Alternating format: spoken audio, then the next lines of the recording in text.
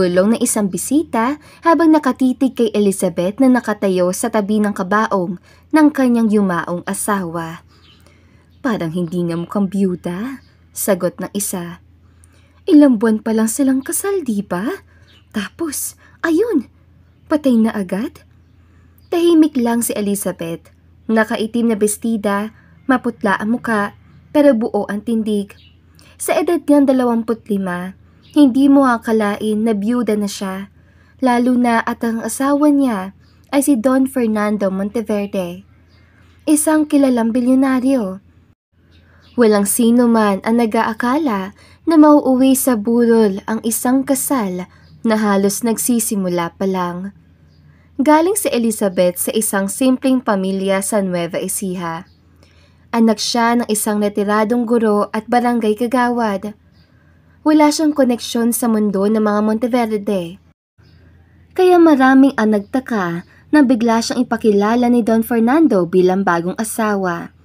Ang sabi ng ilan, nabighani raw ang matanda sa ganda at kabaitan ng dalaga. Ang sabi naman ng iba, pera lang ang habol. Pero ang totoo, hindi siya kailanman hininga ni Don Fernando ng kahit na ano. Hindi rin siya kailanman tinuring na tunay na asawa. Ni hindi niya naranasang mahagkan o matulog sa tabi ng lalaki.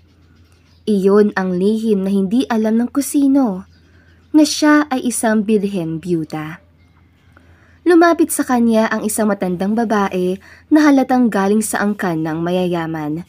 Elegante ang kilos, matalim ang mga mata.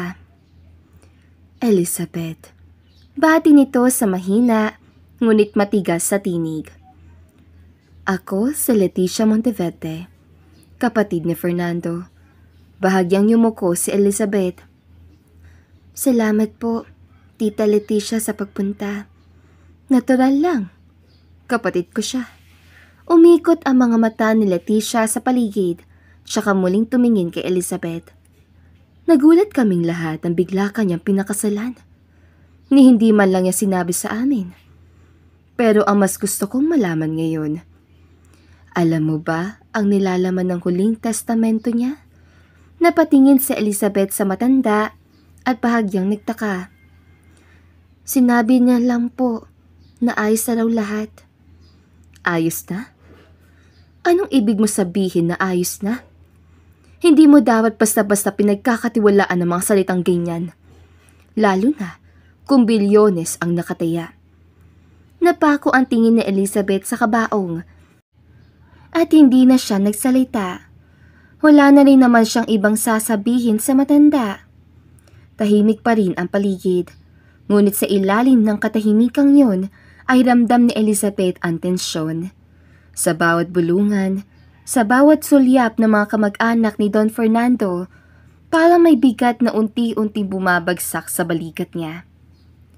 Matapos ang misa, tinawag ng abogado ang lahat ng miyembro ng pamilya para sa pagbabasa ng huling habili ni Don Fernando. Ginanap ito sa loob ng malawak na silid-aralan ng mansyon.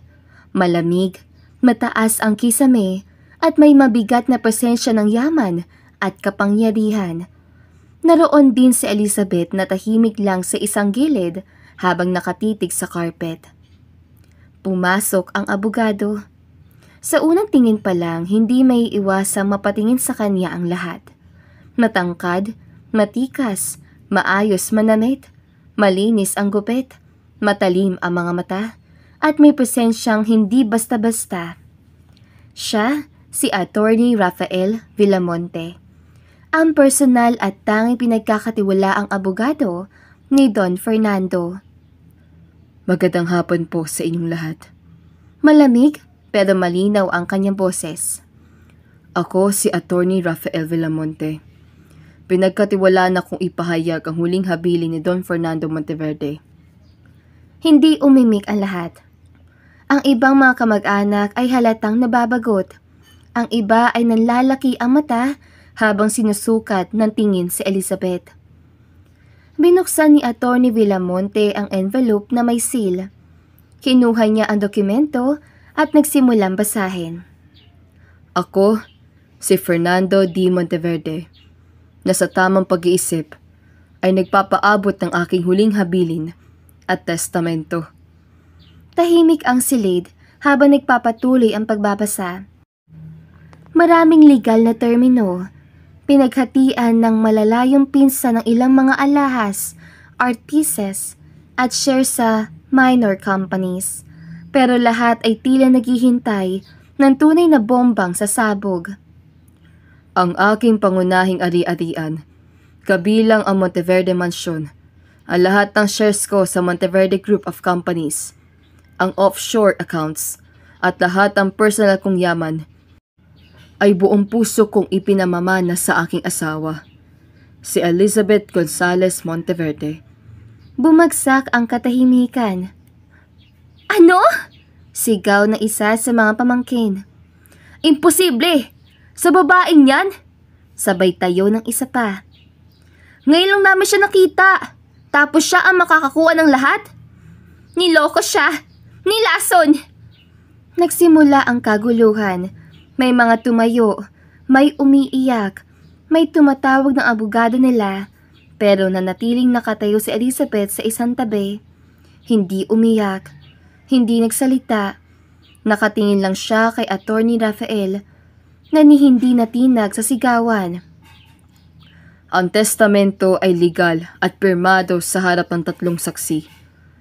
May video recording din. Kalmado niya sabi, kung may gustong questionan ito, malaya kayong dumaan sa legal na proseso. Tahimik na muling bumaling kay Elizabeth ang lahat. Sa mga mata ng pamilya, isa siyang mandarambong. Pero ang hindi nila alam, hindi siya humingi ni 5 duling mula kay Don Fernando. Wala siyang ideya kung gaano kalaki ang yaman hanggang ngayon. Sa kabila ng lahat, iisa lang ang tanong na paulit-ulit na umiikot sa isipan niya. Bakit siya? Mabilis ang mga pangyayari. Hindi pa man natatapos ang ulat ng abogado na biglang lumapit kay Elizabeth, isang babae, nasa late 40s, halata sa isa sa mga malapit na kamag-anak ni Don Fernando. Halos nanginginig ito sa galit. Pulang-pula ang mukha. Ikaw ang dahilan ko bakit walang napunta sa amin! Sigaw niya. At bago pa man may makapigil, sabunot agad ang inabot ni Elizabeth. Napaatras siya, ngunit hindi agad nakaiwas. Mahigpit ang hawak sa buhok niya. At kahit gusto niya ipagtanggol ang sarili, nanatiling tikom ang kanya mga kamay. Bitawan mo siya! Sigaw ni Attorney Rafael na lumapit agad at mabilis sa pinaghiwalay ang dalawa. Stop! Pwede namin kayo sampahan ng kaso sa ginagawa niyo. This is harassment and physical assault. Harassment? Siya ang nangaagaw! Sigaw ng babae habang pinipigilan ng ibang kamag-anak. Isa pang lalaki ang nagsalita na halos pumutok na ang ugat sa leeg. Isa kang estranghera! Napulot ka lang sa kusa ang squatters, tapos ngayon, Monteverde ka na! Sa'yo napunta lahat! Kadiri! Parang basurang pinulot, tapos inayos lang. Sabat naman ng isa pa. Alam mo bang pinagpawisan at pinagtrabahuan ng buong angkan namin ang yaman na yan? Sino ka ba talaga, ha? Hindi na nagsalita si Elizabeth. Tahimik lang siya habang pinupunasan ang gilid ng kanyang labi na bahagyang nasugatan dahil sa lakas ng sabunot. Mahigpit ang hawak niya sa laylayan ng kanyang bestida. Pilit pinipigilan ang sarili. Pero sa loob-loob niya, may kung anong umuusbong. Hindi galit, kundi apoy ng determinasyon. Alam niyang hindi siya pinili ni Don Fernando ng basta-basta. At kung ayaw siyang tanggapin ng mga ito, hindi siya yuyuko. Let's just all respect the will of the late Fernando Monteverde. Muling sabi ni Attorney Rafael. Kung may reklamo kayo, sa korte tayo magkita. Pero kung ganito kayo kikilos, maniwala kayo, masisira lang lalo ang tingin sa inyong lahat. Tumahimik ang silid. Isa-isang umalis ang mga kamag-anak, hindi dahil naliwanagan, kundi dahil napahiya. Naiwan naman si Elizabeth sa gitna na silid na nakatayo pa rin. Nilapitan siya ni Attorney Rafael at sa unang pagkakataon, lumambot ang boses ito. "Are you alright?" Tanong niya sa mababang tono. Tumango lang si Elizabeth, pero hindi siya tumingin sa lalaki. Kinagabihan, tahimik lang si Elizabeth habang nakaupo sa loob ng silid na pansamantalang ibinigay sa kanya ni Attorney Rafael sa Monteverde Estate. Malayo ang tingin niya sa bintana. Ilang ulit na niyang tinanong ang sarili kung anong ginagawa niya roon. Ilang ulit na niya kinumbinsi ang sarili na hindi niya kasalanan, pero hindi pa rin niya matanggap. Sa muling pagbukas ng pinto, dumating si Attorney Rafael. May dala siyang brown envelope. Tahimik niyang inilapag yon sa mesa sa harap ni Elizabeth. "Pwede ba kitang makausap?" Tanong ni Elizabeth. Mahinahon pero buo ang loob. Tumango si Rafael at naupo sa tapat niya. "Attorney, hindi ko matatanggap ang lahat ng ito." Diretsahang wika ni Elizabeth. "Ang totoo, hindi ko pa rin alam kung bakit niya ako pinakasalan. Biglaan ang lahat. Ilang linggo pa lang kaming magkakilala noon. Tapos ngayon, lahat ng yaman niya, iniwan niya sa akin." "I was expecting you say that." Sagot niya, saka itinulak ang brown envelope papalapit kay Elizabeth. "Bago siya pumanaw, iniwan niya yan. Sabi niya, ibigay ko lang sa tamang oras." Dahan-dahang binuksan ni Elizabeth ang sobre. Isang liham ang naroon. Kilala niya ang sulat kamay. Simple pero pamilyar. Sa umpisa pa lang ay kinalibutan na siya. "Mahal kong Elizabeth, kung binabasa mo ito, malamang wala na ako sa mundo. Huwag mo sanang ipagdamdam kung hindi ko nasabi agad ang lahat. Mahina na kasi ako noon pa. Masakit ako sa puso. Matagal nang sinabi ng doktor na hindi na ito aabot ng 1 taon. Wala akong anak at wala rin akong asawa. Ang yaman ko ay parang barkong walang direksyon. Lahat gustong sumakay, pero wala ni isa ang kaya magpatakbo nito ng may puso. 3 buwan kitang pinagmamasdan bago kita kinausap. Sa isang coffee shop sa tapat ng universidad mo, kung saan nagtitinda ka ng tinapay habang nag-aaral ng edukasyon. Hindi mo ako kilala noon, pero nakita ko ang respeto mo sa magulang mo, ang pasensya mo sa mga taong bastos, at ang simpleng pangarap mong maging guro sa probinsya. Pinili kita hindi dahil sa ganda mo. Pinili kita dahil alam kong hindi mo ko kailanman sasaktan para lang sa pera. Pinakasalan kita hindi para sumaya ko, kung hindi para makasiguro ang lahat ng pinaghirapan ko ay mapupunta sa isang taong karapat-dapat. Alam kong mabigat ito sa iyo, pero sana, balang araw, matutunan mong yakapin ang desisyong ginawa ko. Huwag mong hayaan ng pangalan ko ang magdikta sa buhay mo. Gamitin mo ang yaman na ito sa gusto mong paraan. At kung ayaw mo, ibigay mo sa kusino ang sa tingin mong karapat-dapat. Pero sana, bigyan mo ng pagkakataon ng sarili mo. Hindi lahat ng regalo kailangang talikuran. Minsan, ito ang paraan ng tadhana para bigyan tayo ng bagong simula. Fernando. Hindi na malayo ni Elizabeth na may luha ng dumadaloy sa pisngi niya. Mahigpit ang hawak niya sa sulat, parang ayaw niya itong bitiwan. Tahimik lang si Rafael sa harap niya, pero may bahagyang pagbabago sa tingin nito. Parang may respeto at kaunting paghanga. Ngayon, alam mo na.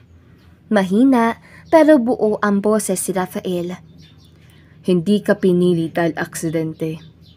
Pinili ka niya kasi nakita niya ang halaga mo. Hindi agad nakasagot si Elizabeth, pero sa loob niya, unti-unting bumubuo ng hugis ang isang bagong ideya. Isang bagong layunin. Maaaring hindi niya alam kung paano simulan, pero alam niyang hindi na siya pwedeng umatras. Kinabukasan, ibang Elizabeth ang bumangon mula sa kama. Hindi na siya yung takot, tahimik, at lagi nag-aalalang baka may masabing mali. May bigat pa rin sa dibdib niya. Totoo yun, pero ngayon, hawak na niya ang sulat. At ang dahilan, hindi na siya nagtanong kung bakit siya ang pinili. Alam na niya ang sagot. Bumaba siya sa dining hall ng Monteverde Mansion. Tahimik ang buong bahay. Wala na ang mga kamag-anak, wala na ang sigawan at paratang, pero naroon pa rin si Rafael. Nakaupo at abala sa laptop na mukhang hindi pa nakakatulog mula kagabi. Good morning. Bati ni Elizabeth na halos ikinagulat pa ng sarili niyang tinig na muling naging matatag. Nag-angat ng tingin si Rafael at mabilis sa tumayo. Good morning. Kamusta ka? Mas magaan na at may desisyon na rin ako. Tumango si Rafael. Handa akong tumulong. Ano man yun. Hindi ko gustong angkinin ang Monteverde Empire. Hindi yun ang mundo ko, pero hindi ko rin ito basta ibibigay sa mga taong gutom sa kapangyarihan. Huminga ng malalim si Elizabeth. Gagamitin ko ang yaman para magtayo ng paaralan sa Nueva Ecija. Para sa mga batang gaya ko noon, yung mga halos hindi makapag-aral. Yun ang gusto kong simulan. Napangiti si Rafael. Hindi pilit, hindi professional. Kung naririnig ka niya ngayon, proud na proud siya sa'yo. Pero kailangan ko rin ng tulong. Hindi ko alam ang negosyo. Hindi ko alam ang batas. At honestly, wala akong alam sa kung paano humarap sa mga taong gaya ng mga Monteverde. I'll be with you every step of the way. Agad na sagot ni Rafael. Hindi lang dahil abogado ako ni Don Fernando, pero dahil gusto ko ring makita kung saan ka dadalhin ng lakas mong yan. Kinabukasan, bago magtanghali, dumating na ang sasakyan. Nakatayo sa harap ng mansyon si Elizabeth, nakasuot na simpleng blouse at slacks. Maayos ang buhok at may bahagyang lipstick lang. Hindi siya sanay sa mga ganitong bihis, pero sabi ni Rafael, kailangan daw niya mukhang may presensya. Sa pagpasok niya sa Monteverde Group of Companies, pagbukas ng pinto ng sasakyan, lumabas si Rafael na naka-formal na coat, hawak ang tablet at isang envelope. Tumingin ito kay Elizabeth mula ulo hanggang paa. Perfect. Maikling komento niya. Kinakabahan ako. Amin ni Elizabeth habang sumasakay sa loob ng kotse. Walang dapat ikabahala. Aakayin kita. And you don't need to prove anything. Ikaw ang legal na may-ari ngayon. They'll have to deal with it. Tahimik na bumiyahe ang dalawa. Sa buong oras, panay ang turo ni Rafael kung sino-sino ang mga key people sa kumpanya. Ang mga loyal, ang mga hindi tuwala, at ang mga dapat mantayan. Isa sa mga binanggit niya ay si Marcos Monteverde, pamangkin ni Don Fernando na dating inaasahang magmana ng lahat. Pagdating sa lobby ng Monteverde Building, hindi agad sila pinapasok ng receptionist. Sorry po, private appointment lang po ngayon. Bahal mo ng bisita. Elizabeth Gonzalez Monteverde. Matigas ang sagot ni Rafael. May-ari siya ng kumpanyang to. At ako ang legal counsel. Namutla ang receptionist. Agad itong bumangon at humingi ng paumanhin. Tinawagan nito ang boardroom at pinapasok agad ang dalawa. Habang naglalakad sila papasok, ramdam ni Elizabeth ang mga matang sumusunod sa bawat hakbang niya. Ilang may takot, ilang may inis, pero karamihan may pagdududa. Pagdating sa boardroom, nandoon na ang 5 miyembro ng board kasama si Marcos, ang pamangkin na halatang hindi natuwa sa presensya nila. So, ito na pala ang asawa ng lolo ko. Pasaring agad ni Marcos habang nakaupo sa dulo na mesa. Hawak ang isang baso ng kape. Hindi sumagot si Elizabeth. Tumingin lang siya kay Rafael at tumango ito bilang senyas na hayaan lang. We're not here for drama. Ani ni Rafael, malamig ang boses. We're here because Elizabeth has agreed to undergo a full orientation on the company structure. May mga consultants sa itatalaga para tumulong sa transition. You may not like it, but it's legal and it's final.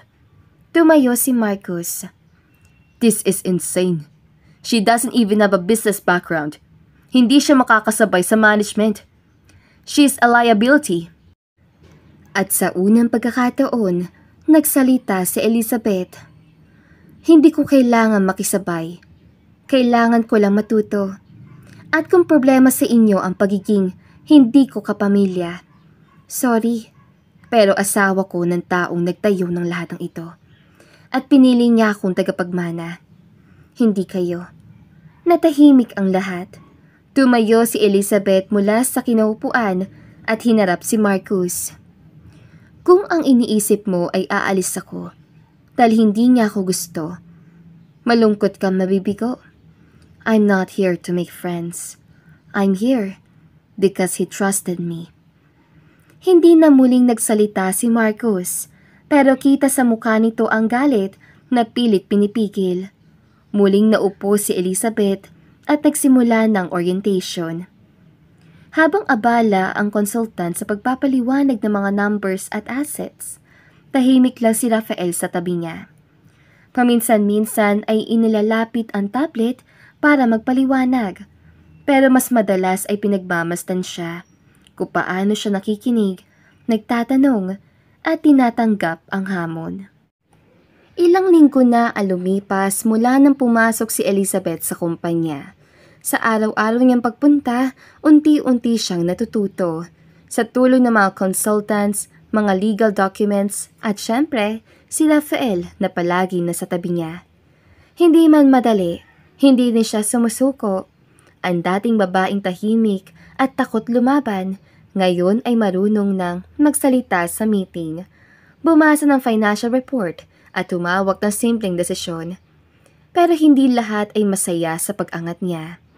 Sa isang closed-door executive meeting, biglang tinanong ni Elizabeth ang isa sa mga board members, si Mr. Salazar.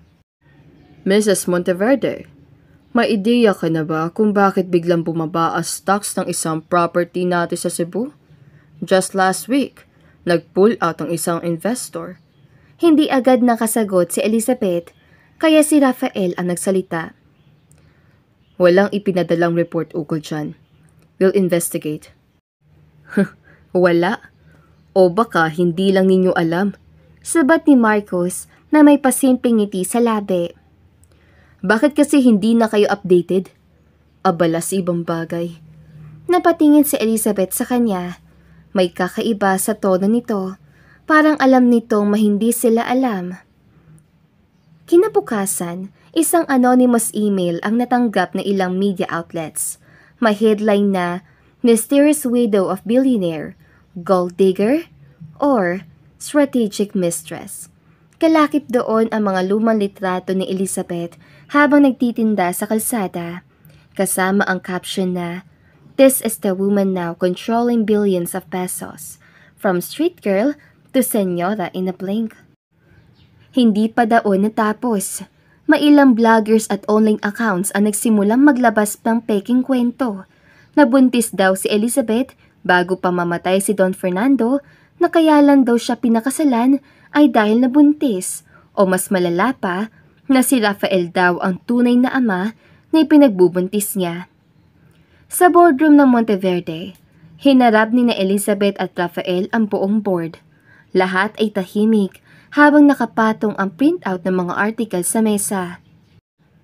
This is a coordinate attack. Mariing sabi ni Rafael. We're already tracing the source of the leak. Kapag may napatunayang miyembro ng board na may kinalaman dito, we will pursue legal action.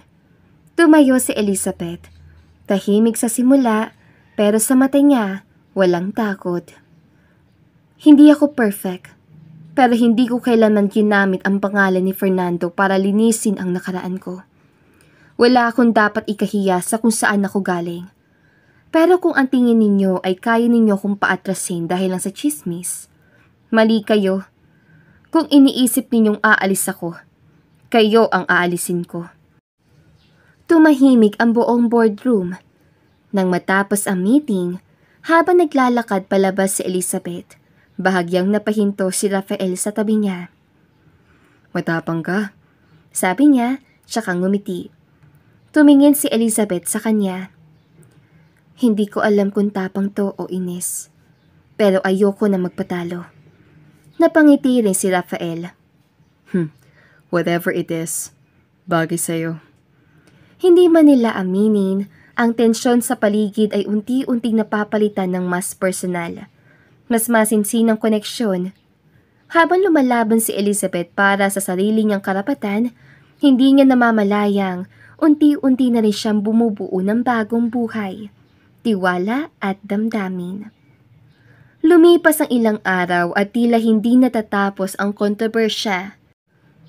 Sa kabila ng kaliwat kanang chismis, lumalabas pa ring may gala event ang kumpanya, isang annual charity ball na matagal ng tradisyon ng Monteverde Group. At dahil si Elizabeth na ang bagong pinuno, siya ang kailangang magpakita sa publiko. Hindi niya gustong dumalo, pero malinaw ang bilin ni Rafael. Kung hindi ka pupunta, panalo sila. At kung pupunta ka, dapat hindi ka mukhang natatakot.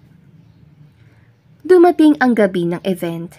Ang buong ballroom ay punong-puno ng negosyante, media, politiko, at syempre, ang mga kamag-anak ni Don Fernando.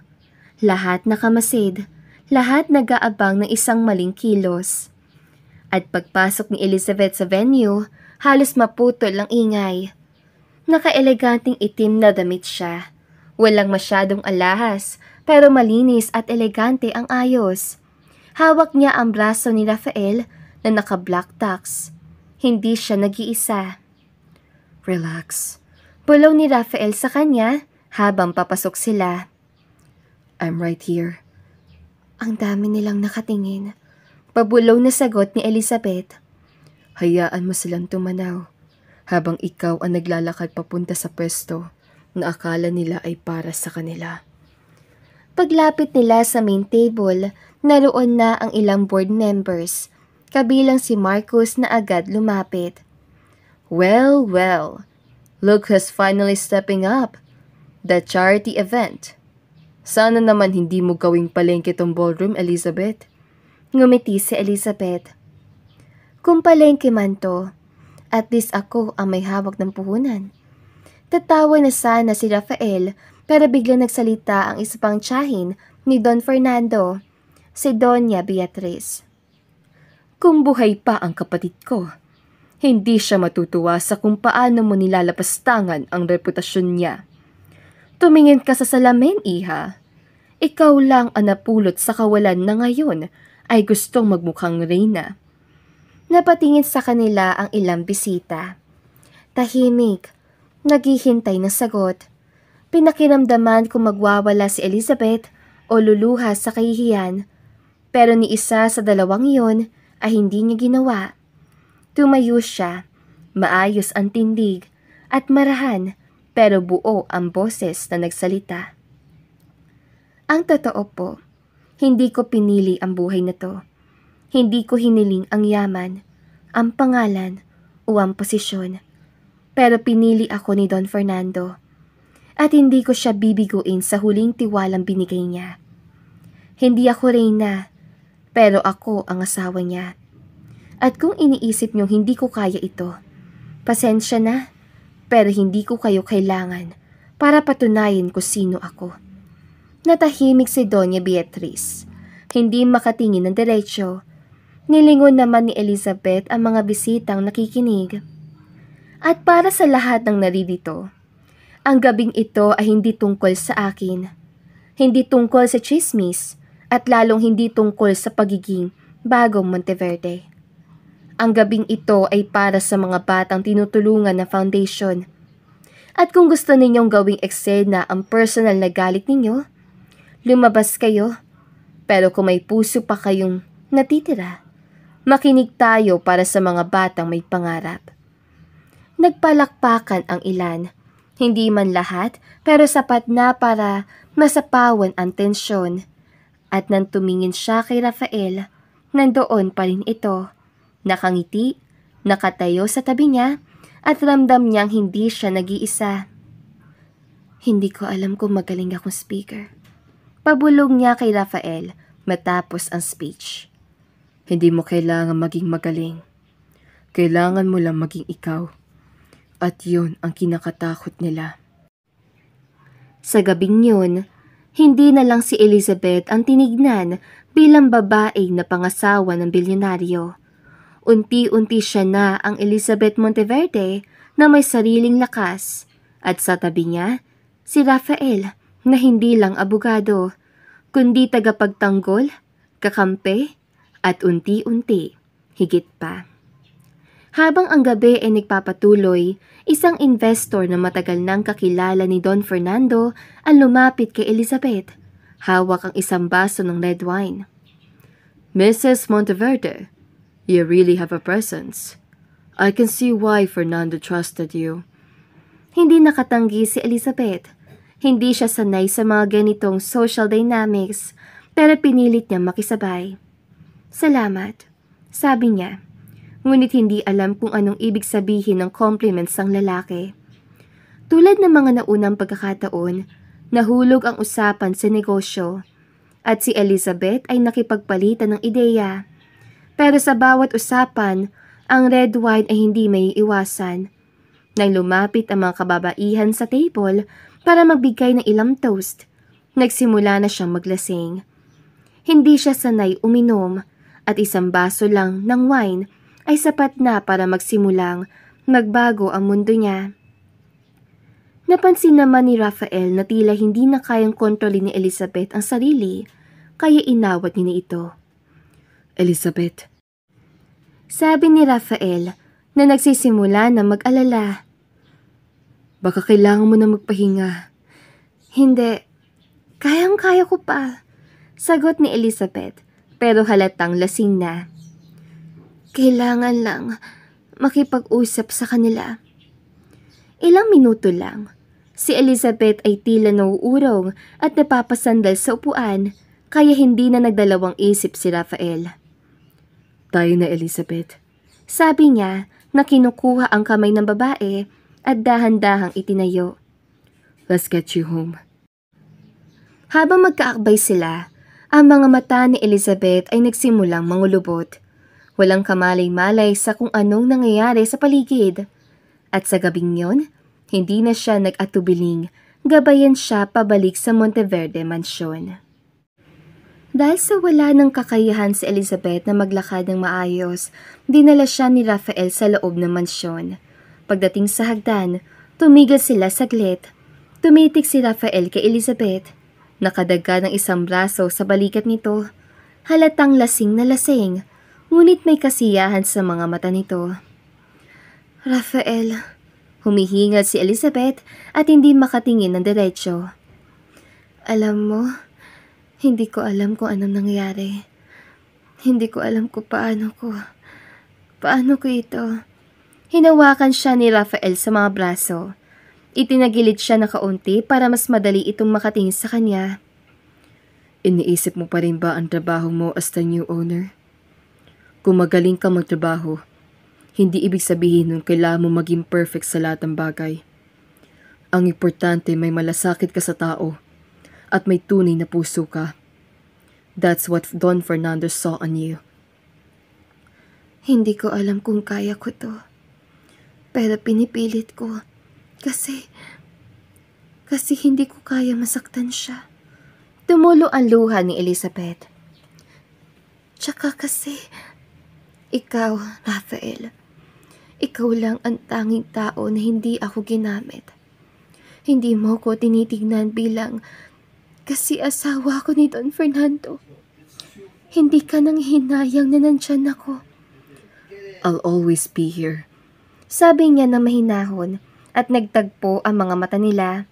May luhang na paglalaban sa mata ni Elizabeth at hindi na siya nakapaghintay pa. At kahit anong mangyari, hindi kita iiwan. Ang simpleng mga salitang iyon ay naghatid ng init sa puso ni Elizabeth. At doon sa gabing iyon, unti-unti niyang naramdaman na hindi lang siya pinahalagahan dahil sa kanyang posisyon o pangalan. Pinahalagahan siya ni Rafael dahil siya ay hindi dahil sa yaman, hindi dahil sa status, kundi dahil siya ay isang tao na may malasakit at laging naroroon. At bago pa nila tuluyang makontrol ang mga saloobin, hindi na nila napigilan ang kanilang mga sarili. Mabilis na nagtagpo ang kanilang mga lapi. Walang tanong, walang sagot. Ang kanilang mga katawan lang ang nagsabi ng lahat ng kailangan nilang sabihin. Rafael, I'm so sorry. Hindi ko inaasahan na mangyari ito. Hindi ko rin alam kung anong nangyari sa akin. Si Rafael na tila nakaramdam ng pag-aalala ay lumapit at pinatong ang kamay sa kanyang mga balikat. Elizabeth, wala kang kailangang ipaliwanag. I'm here for you. We can take it slow. We can wait. Walang kailangang madaliin. Ngunit sa isang iglap, isang mahapding katotohanan ang sumambulat sa isip ni Elizabeth. Tumingin siya kay Rafael, ngunit may kalituhan sa kanyang mga mata. Rafael, hindi ko pa ito nararanasan with anyone. Nagulat si Rafael, parang hindi makapaniwala sa kanyang narinig. What do you mean? Tanong niya na nalilito. Hindi ko pa ito nagagawa. I'm still a virgin, Rafael. Si Rafael, na agad nagulat sa kanya sinabi, ay napaatras ng kaunti. Nakatingin kay Elizabeth na may pagkabigla sa mata. Hindi siya makapaniwala. Hindi siya makapagsalita agad. Gulat man pero may bahagyang tuwa siyang naramdaman. I didn't know. I'm sorry if I made you feel uncomfortable. No, Rafael, it's just everything has been so sudden. So fast. Nakakatawa, no? Kasal ako pero virgin pa rin ako. Naramdaman ni Rafael ang bigat na sitwasyon at sa kabila ng mga nakatagong atraksyon at emosyon, tila nagbago ang takbo ng kanilang relasyon. Hindi na lang ito tungkol sa pisikal na atraksyon o simpleng pagpapakita ng pakiramdam. Ngayon, nagiging mas seryoso ito. Elizabeth, I wasn't rushing you. I'm not expecting anything. I'm here because I care. And I'm not leaving. Ngumiti si Elizabeth, pero may panghihinayang at takot sa kanyang mata. I know. And that's what I need. Someone I can trust. At sa gabing yun, hindi man nila inaasahan, pero nauwi sa isang madugong digmaan sa higaan ang lahat. Kinabukasan, nagising si Elizabeth na hindi pa rin makapaniwala sa lahat na nangyari. Habang binubuksan ang mga mata, agad niyang naramdaman ang malamig na hangin sa kanyang katawan. At nang mapansin niyang wala siyang saplot pang itaas, napaliyad siya at biglang napasigaw. Mabilis siyang tumalon mula sa kama at tinakpan ang sarili. Ang kabiglaang naramdaman niya ay halos magpahulog sa kanya. Isang bagay na hindi niya inaasahan, nagigising siya sa isang kwarto na wala ni isa mang saplot sa katawan at wala siyang maalala kung paano siya napunta roon. Eksakto naman bumukas ang pinto ng banyo. Lumabas si Rafael, topless, may tuwalya lang sa bewang at may hawak pang toothbrush. Napipikit agad si Elizabeth. Oh my gosh! Tumawa si Rafael at naglakad papalapit. Pwede ko nga hubarin to eh. Sabay turo sa katawan niya. Nakita mo na to kagabi. And so am I. Napasinghap si Elizabeth. Wait, what? Anong ibig mo sabihin? Umupo si Rafael sa dulo ng kama. Kalmado. Wala tayong ginawa. Nalasing ka. Nahulog ka sa kama. Tinulungan lang kita. Napabuntong hininga si Elizabeth. May halong hiya at kaba. Akala ko... Oh my God! Akala ko may nangyari talaga. Ngumiti si Rafael. Kung may mangyari man ulit, gusto ko gising ka. At gusto mo rin. Ulit? Ibig sabihin... Wala kang saplot, wala rin ako. Ano sa tingin mo ang gagawin ng isang babae at lalaki sa loob ng isang kwarto na walang mga suot? Pilyo nitong saad. Napayuko si Elizabeth at hinigpitan ang yakap sa kumot. Hindi pwede to, Rafael. Kanang kamay ka ni Fernando. Asawa niya ako. Parang niloko natin siya. Parang nag-cheat ako. Tumahimik si Rafael saglit, pero ngumiti rin. Tumayo siya at tumapit kay Elizabeth, tsaka marahang naupo sa tabi nito. Alam mo ba, matagal na niya sinabi yan sa akin. Napakunot ang noo ni Elizabeth. Ang ano? Noon pa man, sinabi na niya sa akin na kung sakaling magka-develop pa tayo, kung sakaling magkaroon ka ng damdamin para sa akin, at ako din para sa'yo. Wala siyang ibang gustong mag-alaga sa'yo, kundi ako. Hindi makapagsalita si Elizabeth. Nalaki ang mga mata niya. Totoo? Tumango si Rafael. Oo. Sinabi niyang alam niyang hindi ka mabubuhay sa lungkot. Alam niyang darating ang panahong kailangan mo ng kasama. At kung may taong pagkakatiwalaan niyang mahalin ka, ako yun. Natahimik si Elizabeth. Hindi niya alam kung iiyak siya o matatawa. Pinilit niyang tumingin kay Rafael at sa mata nito, nakita niya ang totoo. Walang bahid ng pagsisinungaling. Walang pilit. Napangiti siya. Maliit lang, pero totoo. Grabe, pati ba naman sa love life ko? Pinlano ni Don Fernando? Tumawa si Rafael. Mukhang ganoon na nga. At sa sandaling yun, parang gumaan ang bigat sa puso ni Elizabeth. Wala ng guilt, wala ng alinlangan. Sa dami ng tanong sa isip niya, isa lang ang malinaw. Hindi siya iniwan ni Don Fernando man o ni Rafael. Tahimik lang silang dalawa, pero hindi awkward. Parang parehong nagpapahinga mula sa bigat ng nakaraan. Maya-maya sumandal si Elizabeth sa headboard at nakatingin sa kisame. Hindi ko talaga inaasahan to. Bulong niya. Yung buhay ko, parang bigla na lang umikot. Umupo ng maayos si Rafael sa tabi niya. Wala naman talaga manual sa ganito, diba? Pero isa lang ang alam ko.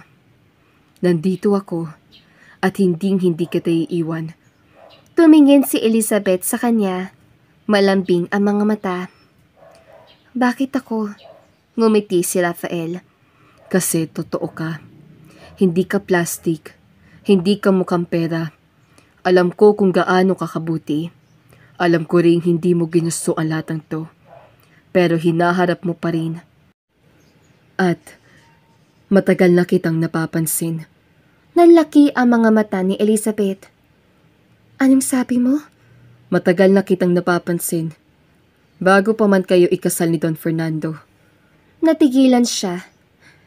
Ibig mo sabihin, tumango si Rafael at medyo nahihiyang ngumiti. Oo, pero hindi ko kailanman pinilit. Ayokong bastusin si Don Fernando at mas lalong ayokong guluhin ka. Pero ngayon, hinawakan ni Rafael ang kamay ni Elizabeth. Marahan lang. Kung may pagkakataon akong ipakita sa'yo kung gaano kita pinahalagahan, hindi ko yan palalampasin. Hindi nakasagot si Elizabeth. Sa halip, tumingin lang siya sa mga mata ni Rafael. Walang salita, pero ramdam ang koneksyon. Tahimik ang paligid, pero ang puso niya kumakabog. Sa dami ng takot at gulo sa paligid, si Rafael lang ang nagbibigay sa kanya ng katahimikan. Maya-maya, Siya na ang humawak sa kamay nito. Okay, let's see where this goes. At doon nagsimula ang bagong yugto ng buhay ni Elizabeth. Hindi na bilang balo ng isang bilyonaryo, kundi bilang babaeng muling natututo kung paano magmahal. Nagkatingin na silang dalawa, kapwa tahimik, kapwa may konting ngiti sa labi. Pero natigil lang biglang nagring ang cellphone ni Rafael. Napakunot ang noo nito at tumayo. Sandali lang, Elizabeth. Bulong niya bago sinagot ang tawag. Hello? Saglit lang, pero ang mukha ni Rafael ay unti-unting nagbago. Mula sa banay na ekspresyon ay naging matigas, seryoso at puno ng inis. Are you sure? Tanong niya sa kabilang linya. Habang lumalakad palayo sa kama. Sino on source? Tumangu-tangu siya habang nakikinig. Si Elizabeth naman ay tahimik lang pero ramdam niya ang tensyon. Hindi na siya makakilos. Para may kutob siyang hindi maganda ang balitang iyon. Pagkatapos sa ilang minuto, pinatay na ni Rafael ang tawag at bumaling kay Elizabeth. May kailangan kang malaman. Mahinang sabi niya. Anong meron? Tanong ni Elizabeth na unti-unting kinakabahan. Yung internet scandal na pinapakalat na gold digger ka raw, na sinamantala mo ang yaman ni Don Fernando. At ang pinakamasama, yung kumakalat na buntis ka, at ako raw ang ama. Lahat pala ay galing kay Marcos, at may ilang Monteverde pa nakasabwat. Napaupo si Elizabeth na parang nalulula sa galit. Bakit nila ito ginagawa? Hindi ko maintindihan kung anong nagawa kong mali. Gusto nilang bawiin ang kapangyarihan mo. Kung masisira ang reputasyon mo, mawawala ng tiwala ang investors at board. Mas madali nilang maaagaw ang kumpanya. Hinawakan ni Rafael ang kamay ni Elizabeth. Mas mahigpit ngayon. But I won't let that happen. Lalaban tayo. Napatingin si Elizabeth kay Rafael. Galit siya. Takot. Pero higit sa lahat, handa na siyang lumaban. Hindi ko sinimulan to. Pero hindi ko na rin nahayaang tapusin nila ako. At sa unang pagkakataon, nakita ni Rafael ang apoy sa mata ni Elizabeth. Hindi na siya ang tahimik at mailap na balo. Siya na ang bagong Elizabeth Monteverde. Nang araw na iyon, sabay na pumasok sina Elizabeth at Rafael sa Monteverde Group of Companies. Tahimik ang paligid, pero halatang may tensyon sa bawat hakbang nila. Lahat ng empleyado ay napatingin. May nagbubulong-bulungan sa sulok at may ilang halatang nanonood lang ng drama. Diretso silang umakyat sa executive floor. Pagbukas ng pinto sa boardroom, nandoon na si Marcos. Nakaupo, kampante, may kape pa sa kamay. Kasama niya ang dalawa pang kamag-anak ni Don Fernando, na pawang nakasimangot nang makita si Elizabeth. Oh, look who's here, sabi ni Marcos, tsaka pa simpleng ngumiti. Ang bagong reyna ng Monteverde. May problema ba? At napasugod kayo? Diretso ang tingin ni Rafael. Cut the act, Marcos. Napatingin ang lahat sa kanya. Alam na namin kung sino ang nagpakalat ng chismis. I give you all a warning. Diba? At alam mong ikaw yun, Marcos. May kopya kami ng email correspondence mo. May mga screenshots, voice recordings, at mismong insider na umamin. Natahimik ang buong silid. Tumayo si Marcos, tsaka pilit na natawa. Rafael! Come on! That's ridiculous! Bakit ko naman gagawin yun? Gusto ko lang naman maprotektahan ng kumpanya by ruining Elizabeth's name, by calling her a gold digger, and spread fake pregnancy rumors. Namula ang mukha ni Marcos, pero pilit pa rin nagmamatigas. Wala kayong ebidensya. Meron kami. Putol ni Rafael, sabay abot ng folder. At kung gusto mong ipahiya ka namin sa buong board at media, be my guest. Hindi na nakakibo si Marcos. Tahimik ang boardroom, pero ramdam ang bigat ng lahat ng mata sa kanya. Kung ako sa'yo, maghanda ka na lang ng abogado. May kaso kang kakaharapin. At sa sandaling yun, sa loob ng boardroom na iyon, napatunayan ni Elizabeth na kaya niyang tumayo, hindi lang bilang balo, kundi bilang CEO. At hindi siya nag-iisa. Nasa tabi niya si Rafael. At sa bawat galaw mula ngayon, alam ng lahat. Hindi na siya pwedeng basta-basta yurakan. Talagang ipapahiya niyo ko? Ani ni Marcos, sabay baling kay Elizabeth. Pamilya tayo! Huminto si Rafael. Tama, pamilya kayo. Pero hindi ko umakto bilang pamilya. Nilagay mo sa alanganin ang reputasyon ni Elizabeth, pati ng kumpanya, para lang makuha ang gusto mo. Sumabat si Elizabeth, mariin ang tingin. Kung hindi mo kami siniraan, kung hindi mo ginamit ang media at chismis para sirain ang pangalan ko, baka nakipag-usap pa ako, pero pinili mong saktan ako, at ngayon, mananagot ka. Tatawagan na ng legal team ang abogado mo. Dagdag ni Rafael. Expect a formal complaint, libel, defamation, attempt to sabotage a corporate entity. We're not letting this go. Napatigil si Marcos, napakamot sa batok. Pilit pa rin kalmado, pero halatang kinakabahan.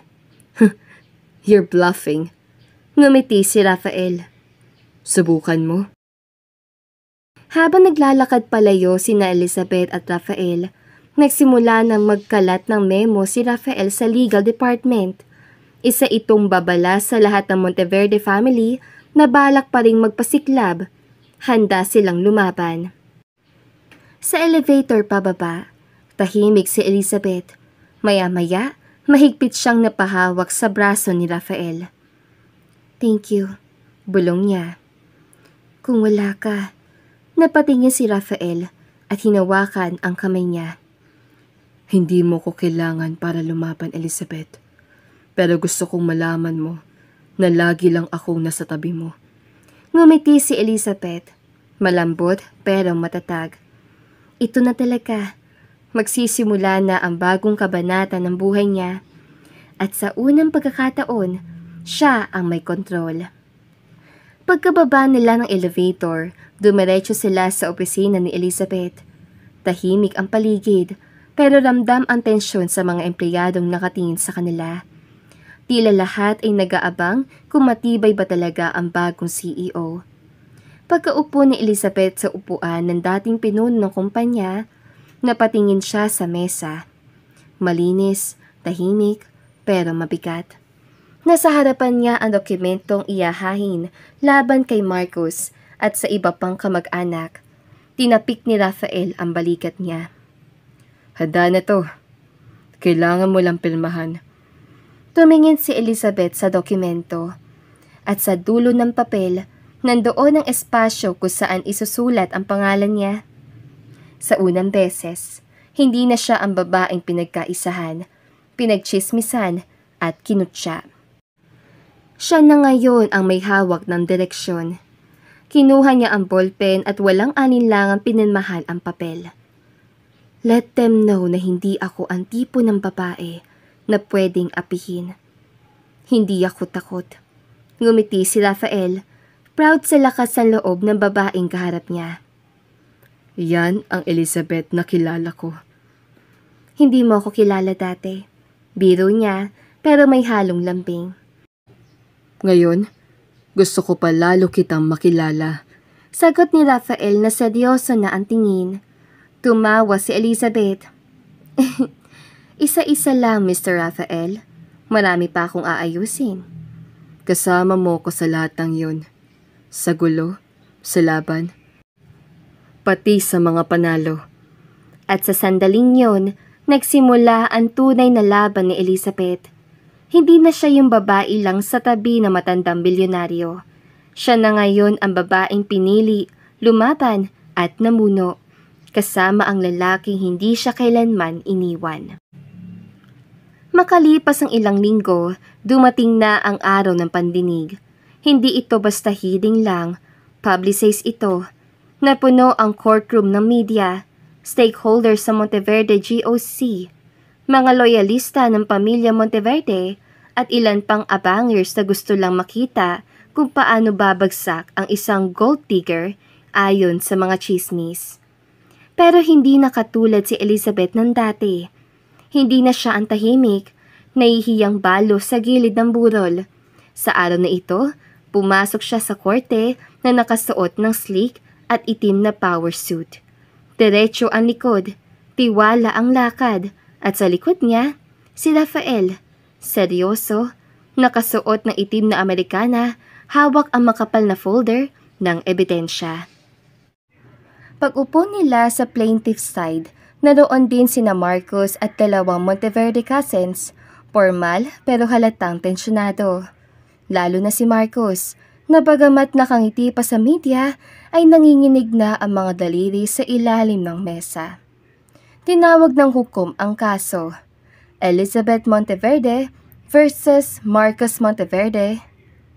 Para sa libelo, paninira sa dangal at tangkang panggugulo sa operasyon ng Monteverde GOC.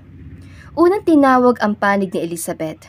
Tumayo si Rafael bilang legal representative at may kasama siyang abogado mula sa corporate legal team. Your Honor, we present solid evidence that Marcos Monteverde, along with two other respondents, conspired to release false and damaging information against Mrs. Elizabeth Monteverde. The goal was to destroy her credibility as CEO and discredit the last will of the late Don Fernando Monteverde. Inilabas sila ang mga ebidensya, screenshots ng group chats, email exchanges na nagpaplano mag-leak ng fake articles, recordings mula sa isang empleyado ni Marcos na napilitang magsalita. Tumahimik ang buong korte. Tumayo ang kampo ni Marcos, pilit na nagde-deny. Your Honor, this is a smear campaign. They're painting Marcos as a villain because of a family dispute. None of these so-called proofs are verified. Actually, putol ni Rafael, all evidence were verified by independent IT forensic experts, and the voice recordings were authenticated. If you want, we can bring them to the stand. Nanigas si Marcos, napatingin sa mga kasama niya. Lahat na tameme. Pero ang pinakamatinding parte ng laban ay nang tumestigo si Elizabeth. Tumayo siya sa witness stand. Simple lang ang pahayag niya. Walang dramang luha. Walang paghihisterya. Hindi ko pinili ang yaman. Pinili ako ng asawa ko. Hindi dahil sa ganda ko, kundi dahil nakita niya kung sino ako sa likod ng katahimikan. Hindi ako perpekto, pero hindi din ako sinungaling. Hindi ako nanira, at hindi ako kailanman nakiusap na mahalin ako o paniwalaan ako ng tao. Pero ngayong sinubukan nila sirain ng pangalan ko, pananagutin ko sila. Hindi dahil sa akin lang, kundi para sa pangalan ng taong nagtiwala sa akin. Si Don Fernando, and I will protect that legacy. Tumahimik ang lahat. Walang huminga. Maging ang hukom ay napatingin kay Elizabeth na para bang ngayon lang nakita ang isang Monteverde na may dignidad sa gitna ng sigalot. Maya-maya, sinubukan pang mag-counter ni Marcos, pero na muling iniharap sa kanya ang mismong witness na dating PR consultant niya na umaming binayaran siya ni Marcos para i-manipulate ang news. Tuluyan na siyang nayanig. Your Honor, we rest our case. Mariing sabi ni Rafael. Huminga ng malalim ang hukom, tsaka tumango. Case is submitted for decision. Final ruling will be issued within 10 working days. Court is adjourned. Sa labas ng courtroom, sinalubong sila ng media. Pero si Elizabeth, hindi nagsalita. Diretso lang siya. Pagkasakay sa kotse, tsaka lang siya huminga ng malalim. Grabe, Mahina niya sabi. Napatingin si Rafael sa kanya. Pero nakatayo ka at hindi ka nanginig. Napangiti si Elizabeth. Kasi kasama kita. At habang papalayo ang sasakyan nila mula sa kotse, alam nilang kahit ano pa ang hatol. Nananalo sila.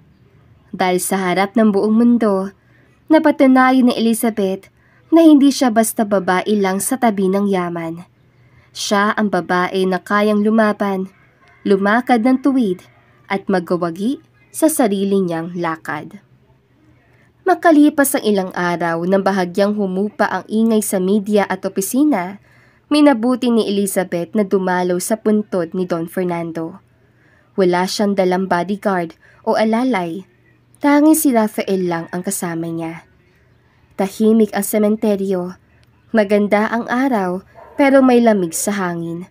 Bit-bit ni Elizabeth ang puting lilis, paborito raw ni Don Fernando, ayon sa matandang hardinero ng Monteverde Mansion. Paglapit nila sa puntod, saglit siyang natigilan. Sa dami ng nangyari, ngayon lang muling lumambot ang puso niya sa harap ng pangalan ng lalaking naging asawa niya. Hindi sa paraang romantiko, kundi sa paraang marangal at mapagkalinya. Yumuko siya at inayos ang bulaklak sa gilid ng lapida. Fernando, mahina niyang simula. Hindi ko alam kung maririnig mo pa to. Pero salamat. Hindi lang sa yaman o sa pangalan na iniwan mo sa akin. Salamat kasi nakita mo ako noong panahong pakiramdam ko. Invisible ako sa mundo. Wala akong boses, pero pinili mo kong pakinggan. Huminga siya ng malalim, pinigilan ang pagbagsak ng luha. Hindi ko agad naintindihan kung bakit mo ginawa yon. Akala ko biro o may kapalit. Pero ngayon ko lang naintindihan. Ginawa mo yon hindi dahil kailangan mo ng asawa, kundi dahil gusto mong may magpatuloy ng pangalan mo na may puso. Gusto mong may magmahal sa iniwan mong mundo, hindi para kontrolin, kundi para alagaan. Napalapit si Rafael na tahimik lang sa gilid. Hawak nito ang maliit na payong kahit maaraw. Gawin niyang protektahan si Elizabeth sa mga simpleng bagay. Napatingin si Elizabeth kay Rafael, saka muling binalik ang tingin sa puntod. At siguro, pinakilala mo rin sa akin si Rafael kasi alam mong darating ang panahong hahanap ako ng sariling pag-ibig. Yung hindi sa pilitan, hindi biglaan, kundi yung totoo. Hinawakan ni Rafael ang kamay niya ng marahan. Salamat, Fernando, bulong niya sa puntod. Hindi mo man ako minahal bilang asawa sa paraang alam ng iba. Minahal mo ako bilang tao. At hindi ko kakalimutan yon. Tumayo siya, tumingin kay Rafael. At sa sandaling yon, wala nang bigat sa dibdib niya. Wala nang takot. Wala nang tanong. Siya si Elizabeth Monteverde. Balo ng isang bilyonaryo. CEO ng isang imperyo. At sa wakas, isang babaeng malaya ng umibig muli sa sarili niyang paraan. Dumating ang araw ng final hearing. Muling napuno ang courtroom, mga media, shareholders, at galit pa rin kamag-anak ng Monteverde. Lahat nakaabang sa magiging hatol. Si Elizabeth ay kalmado, suot ang isang maayos sa beige suit. At katabi si Rafael na tila mas seryoso pa sa dati. Tumayo ang hukom at pinasa ang desisyon. Tahimik ang buong silid habang isa-isang dinetalye ang mga findings. After careful examinations of the evidence, the court finds the defendants, Marcos Monteverde and Associates, quality of defamation, libel, and corporate sabotage. The court orders payment for damages to Elizabeth Monteverde amounting to 15 million pesos. And a public apology to be released within 48 hours. Biglang umingay ang courtroom. May nabasag na hinaing mula sa likod. Isa sa mga kapatid ni Fernando ang napamura. "Hindi totoo yan! Babaeng hampas lupa lang yan! Gold digger!" Sigaw naman ng isa pang kamag-anak. Hindi to matatapos dito! Sigaw ni Marcos habang hinihila siya ng sariling abogado palayo. Pero tumayo na si Rafael. Hindi na pinayagang lumapit pa ang mga ito. You come any closer to her. I'll have you all removed. This is done. Tanggapin niyo na. Hindi na kumibo si Elizabeth. Tumayo lang siya. Taas noo at naglakad palabas ng courtroom na parang isang reyna na bagong kinoronahan. Hindi dahil sa yaman, kundi dahil sa dignidad. Pagdating nila sa labas, inabangan sila ng media. May mga nagtangkang magtanong, pero si Elizabeth ngumiti lang ng magaan at nagsalita. Justice has been served. Now I will do my job. Not just as CEO, but as the person Don Fernando believed in. Makalipas ang mga linggong puno ng tensyon at laban, natagpuan ni Elizabeth ang kanyang sarili sa isang tahimik na lugar. Hindi sa mga opisina o sa courtroom, kundi sa isang simpleng hardin sa Monteverde Mansion. Sa kabila ng lahat na nangyari, natutunan niyang tanggapin ang kanyang bagong buhay. Hindi na siya ang babaeng takot magkamali o mawala ng lugar sa mundo.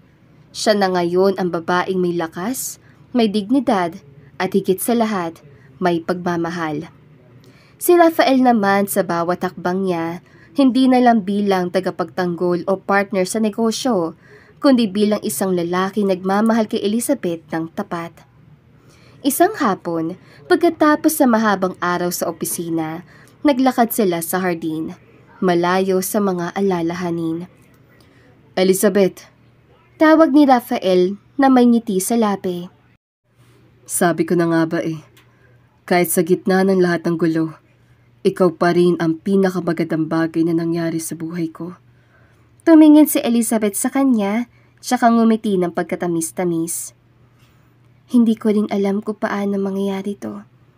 Kung hindi dahil sa iyo, siguro hanggang ngayon, nagtatago pa rin ako. Tinutok ni Rafael ang mukha niya kay Elizabeth at dahan-dahan niyang inabot ang kanyang kamay. Hindi ka na magtatago, Elizabeth. Hindi mo na kailangang magtago ng kahit ano. Wala ako ibang gustong gawin, kundi paligayahin ka. Hindi kita iiwan. Napangiti siya. Salamat, Rafael. Kasi sa dami ng mga pagsubok, hindi mo ko iniwan. Kahit ang mga simpleng salita na iyon ay may bigat sa kanilang dalawa. Walang ibang tao sa paligid nila. Ang mundo ay tila umiikot lang sa kanilang dalawa, sa hardin at sa tahimik na pagninilay. Ang mga araw ay mabilis sa dumaan. Naging mas magaan na pakiramdam ni Elizabeth, hindi lang sa negosyo, kundi pati na rin sa personal na buhay niya. Naramdaman niyang unti-unti siyang nakakawala sa mga tanikala ng nakaraan. Ngunit alam niyang may isang huling hakbang pa silang kailangang gawin upang tiyakin ang kaligtasan at kapayapaan ng kanilang buhay. At yun ay ang pagtanggal ng lahat ng hadlang sa harap ng kanilang pag-iibigan at negosyo. Muling tinawag ni Rafael si Elizabeth para sa isang meeting sa opisina. Ngunit hindi tulad ng mga nakaraang pagkakataon. Ngayon, wala ng aberya, wala ng intriga.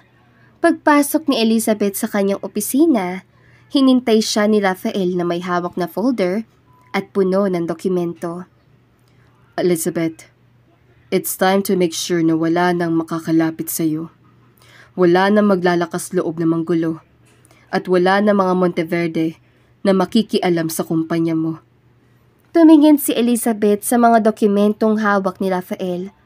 Isang listahan ng mga pangalan, mga Monteverde na patuloy na nagmamanipula sa negosyo at sa pamilya. Mga taong hindi natanggap ang hatol ng korte at ang kanilang kabiguan. Isama na rin dito ang mga taong nagpakalat ng mga maling balita tungkol sa kanya. Nagdesisyon na kami ng legal team. It's time to file another case. This time, against them personally. Tinuturuan nila tayo ng leksyon. Pero kami rin, ibabalik natin sa kanila. Nakita ni Elizabeth ang galit sa mga mata ni Rafael. Ngunit sa kabila ng galit na iyon, naroroon din ang dedikasyon at malasakit na mahalaga sa kanya. Naramdaman niyang hindi na siya mag-iisa sa huling laban na ito. Pumirma siya sa mga dokumento at saka tumingala kay Rafael. I'm ready. Wala nang atrasan. Dapat magtulungan tayo hanggang sa matapos to. It's time to protect everything we built. Hindi na nila hinayaan na ang mga Monteverde na nagkamali ng hula sa kanilang kakayahan na magtagumpay pa. Nagsampa sila ng kaso laban sa mga pamilya at sa mga kamag-anak na patuloy na nagpapaikot ng mga isyu at naninira ng pangalan ni Elizabeth. Hindi lang ito laban para sa pangalan nila, kundi laban para sa mga prinsipyong pinapahalagahan nila. Integridad, respeto, at katotohanan. Habang pinaglalaban nila ang mga kaso ito sa korte, ipinagpatuloy nila ang pamumuno sa Monteverde GOC. Hindi na natatakot si Elizabeth at ang mga tauhan sa kumpanya ay nakikita ang kanyang lakas at liderato. Siya na ngayon ang simbolo ng bagong Monteverde. Isang kumpanya na walang lugar para sa panlilinlang at kasinungalingan. Isang taon ang lumipas. Si Elizabeth ay hindi lang nagtagumpay bilang CEO, kundi bilang kabiyak ni Rafael.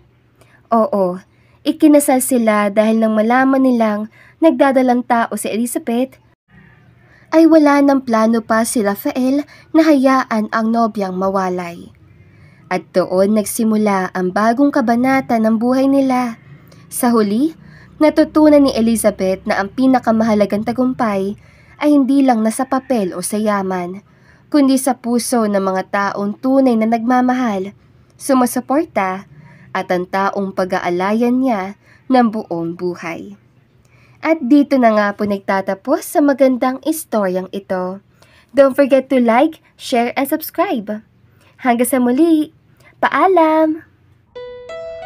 Okay, ang ganda ng story, right? Thank you all. Thank you so much for listening to this beautiful story. Thank you to my co-author, Regine. And thank you to our narrator, Miss Crystal. This is Ethel McMenamin, Kulay TV creator, saying, bawat buhay ay may kulay. Thank you and take care.